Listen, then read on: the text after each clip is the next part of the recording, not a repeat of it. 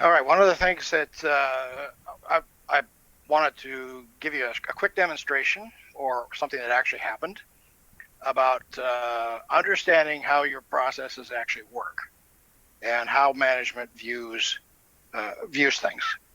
So what we're going to talk about here is a maintenance wants to order an electric motor. Now this is for you non-technical people, this is a fractional horsepower motor. It's a commodity item. You could go down to the local Grainger store and buy one off the shelf.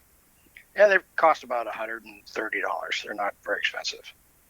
So you ask management, how do you think? So now you have a $1 million machine that's out on the production floor that's for a little motor, and it won't work. And what is the process to get the motor that they need?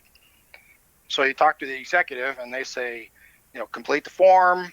The supervisor approves it. The purchasing orders it, and the company receives it.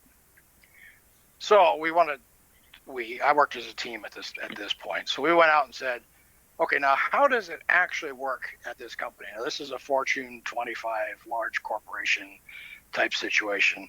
So we went out and actually tracked the process necessary to get that motor in-house and in the mechanic's hands. And I'm not going to go through this because it doesn't make any sense. Even it's absolutely silly.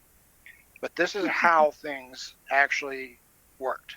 This is where all the paperwork, approvals, the different departments that had to say it was right. This is what really happens.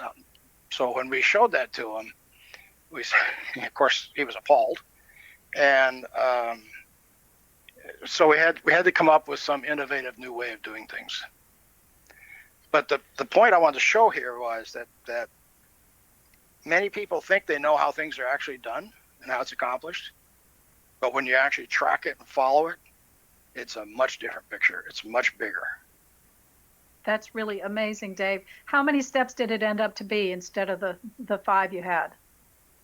Well, we actually went back to the first one, and what they instituted was that the maintenance manager had signing authority for $200.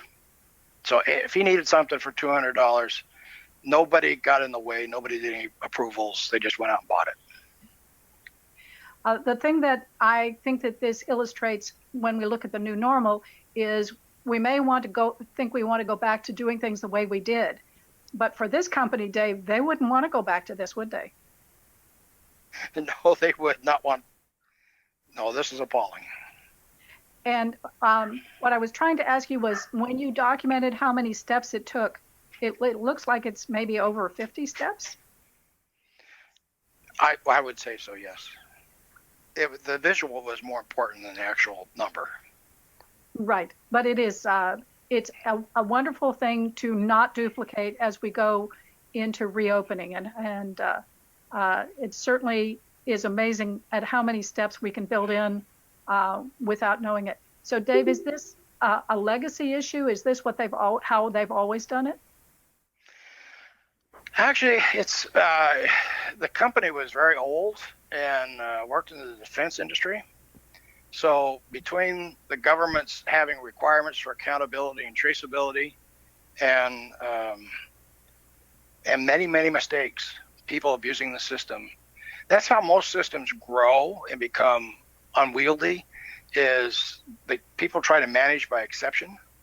So they put in extra checks and balances and make sure everybody's doing right and so on. And so this just evolved over many, many years. Nobody actually ever looked at it.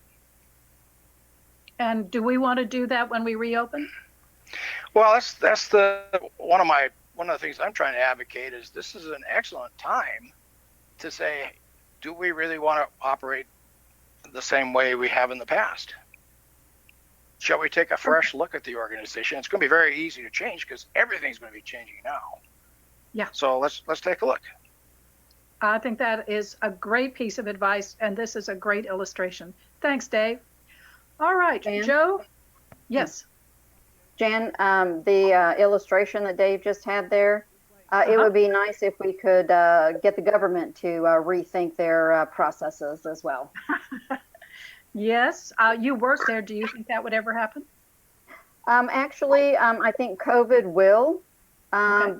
do some, but just because of the more of keeping the distance and things like that, rather, and working online and stuff, than actual processes to follow. Okay, good point. And I think one of the other things about Dave's illustration and Joe's illustration coming up is that because there are those requirements still in place, we really have to rethink what we call internal governance, our policies, our procedures, our processes, and our practices. And so that's a great example.